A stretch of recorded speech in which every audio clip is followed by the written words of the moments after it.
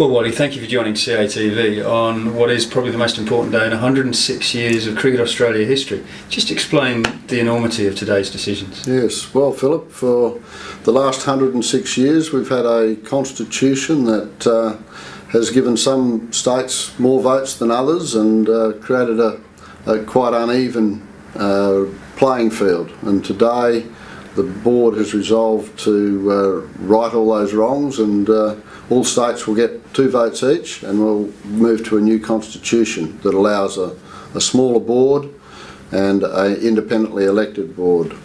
You've been on the board for 15 years, so you're looking for a board that's more nimble and is better equipped to deal with modern day business and the modern day business of cricket. That's correct. We want to be able to make quicker decisions, better decisions, more informed decisions. Ultimately, those decisions will result in the money flowing quicker and better down to grassroots cricket, is that correct? Well, hopefully we'll make more money, would be a good way of looking at it. As the world keeps developing, you know, the revenues in cricket have been going up quite solidly year on year, and what we've got to do is be in a position to capitalise on that. In terms of how the board will look after transition, what are the numbers? Where will the people come from? Who will those people be? Yeah, well, there'll be 9 non-executive directors, that is people that don't work in the business, and the CEO will be a director. So there'll be 10 directors, 9 from outside. 6 of those will come from various states. 1 has to come from each state.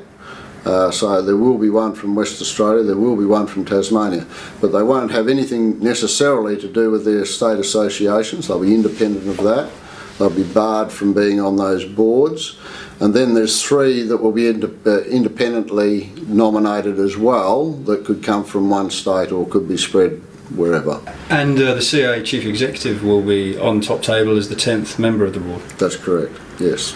So he'll be bound by all the board, normal board rules and regs and commitments, so he won't be able to dodge the responsibilities of not being a board member. And of course what fans want to know is, will there be cricket people in that 9, and might there be women represented? Well, I would expect, yeah, I would expect, seeing we're a cricket organisation, I would hope we have at least 1 and maybe some more people that are really related to cricket in some way, ex-players or heavily involved in juniors or, you know, women's cricket or whatever. And you yourself are a former Test and One Day international player. Yes. You in transition will continue to be the chairman, and would you have an ambition to lead the board in what looks like being an exciting new era? Yeah, well, I would, but yeah, I'll be on the board until the new board is formed. I'll be on the current board, so I don't know what happens after that. Happens after that. If I'm on, I'll do my best, and if I'm not, I will go and play golf, maybe, or watch more cricket. Finally, the fans would like to know, is this going to make us a better cricket team? I would think so. I hope so. That's the whole idea of it. We want to be able to do all the right things to make our teams perform better.